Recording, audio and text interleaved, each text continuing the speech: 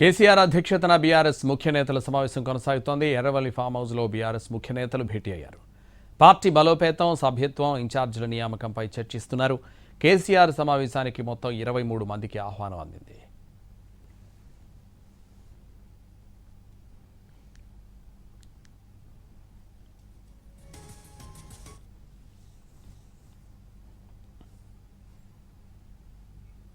కేసీఆర్ అధ్యక్షతన బీఆర్ఎస్ ముఖ్య నేతల సమావేశం కొనసాగుతోంది. ఎర్రవల్లి ఫామ్ హౌస్లో బీఆర్ఎస్ ముఖ్య నేతలు భేటీ అయ్యారు. పార్టీ బలోపేతం, సభ్యత్వం, ఇన్ఛార్జీల నియామకంపై చర్చిస్తున్నారు. కేసీఆర్ సమావేశానికి మొత్తం 23 మందికి ఆహ్వానం అందింది. ఇదే విషయానికి సంబంధించి మరింత సమాచారం మా ప్రతినిధి సతీష్ లైవ్లో అందిస్తారు. సతీష్. ఎస్ సంతోష్, దాదాపు 4 గంటలుగా ఎర్రవెల్లిలోని కేసీఆర్ నివాసంలో సమావేశం కొనసాగుతుంది. ఆయన అధ్యక్షతన జరిగేటటువంటి ఈ సమావేశానికి 23 మంది మాత్రముకి ఆహ్వానం అందింది. ఆహ్వానం అందినటువంటి వాళ్ళందరూ కూడా వచ్చారు. పార్టీకి సంబంధించినటువంటి వర్కింగ్ ప్రెసిడెంట్తో పాటు జనరల్ సెక్రటరీస్, అదేవిధంగా అసెంబ్లీలో ఉన్నటువంటి డిప్యూటీ ఫ్లోర్ లీడర్స్, వారితో పాటు మండలి ఫ్లోర్ లీడర్స్ సమావేశమయ్యారు. మొదటిసారి అని చెప్పుకోవచ్చు. టీఆర్ఎస్ తర్వాత నుంచి బీఆర్ఎస్గా మారిన తర్వాత కావచ్చు, మొదటిసారి ఈ విధంగా కోర్ కమిటీకి సంబంధించినటువంటి సమావేశం అని చెప్పుకోవచ్చు. సమావేశం అయితే ఇంకా కొనసాగుతూనే ఉంది.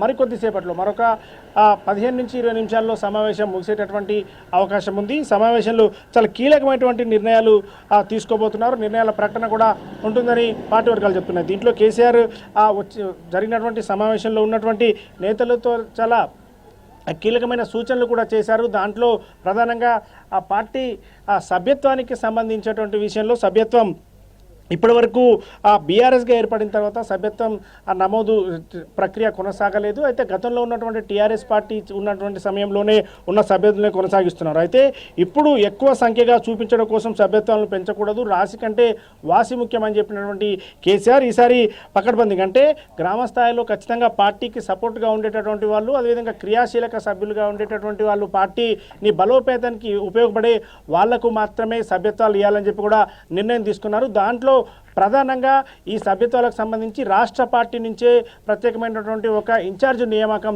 చేయబోతున్నారు. ఇటు అక్కడ ఉన్నటువంటి ఎమ్మెల్యేలు, మాజీ ఎమ్మెల్యేలు కావచ్చు, నియోజకవర్గ ఇన్ఛార్జీలు, ప్రస్తుతం ఉన్నటువంటి ఇన్ఛార్జీలు కాకుండా డైరెక్ట్గా రాష్ట్ర పార్టీ నుంచే ఇన్ఛార్జీల నియామకం కొనసాగబోతుంది. అయితే ఇప్పుడు ఏ ఎన్నికలు కూడా లేవు కాబట్టి రాబోయేటటువంటి జీహెచ్ఎంసీ ఎన్నికలకు మరికొద్ది నెలల సమయం ఉన్నటువంటి ఈ సమయంలో పార్టీని బలోపేతం చేయాలి. గ్రౌండ్ లెవెల్లో పార్టీని ఖచ్చితంగా తీసుకెళ్లాల్సినటువంటి అవసరం ఉంది. మరొక 2.5 సంవత్సరాల్లో రాబోయేటటువంటి ఎన్నికలకు కాబోయేటటువంటి టీమ్గా ఇప్పుడు మెయిన్ టీమ్ ఇప్పటి నుంచే తయారు చేసుకోవాలి. అందుకోసం గ్రామ పార్టీని కార్యకర్త దగ్గర నుంచి రాష్ట్ర స్థాయి వరకు కూడా నియామకం కూడా చేయాలని చెప్పి కేసీఆర్ భావిస్తున్నారు. అదే విషయాలన్నీ కూడా చెప్తున్నారు. వచ్చినటువంటి నేతలతో దాదాపు 4 గంటలుగా సమావేశం కొనసాగుతుంది. మొదటిసారి అని చెప్పుకోవచ్చు. ఈ విధంగా కీలకమైనటువంటి కోర్ కమిటీతో పార్టీలో ఉన్న సీనియర్ నేతలు అందరూ కాకుండా కోర్ కమిటీ ఎవరైతే ప్రధాన కార్యదర్శులు, అదేవిధంగా డిప్యూటీ ఫ్లోర్ లీడర్స్ ఉన్నటువంటి వాళ్ళతో 23 మందితో జరిగేటటువంటి ఈ సమావేశం గతంలో ఎప్పుడు కూడా జరగలేదు. ఈ సమావేశంలో తీసుకున్నటువంటి నిర్ణయాలే పార్టీ నేతలందరికీ కూడా సూచించబోతున్నారు. రాష్ట్ర పార్టీకి సంబంధించినటువంటి ఇప్పటికే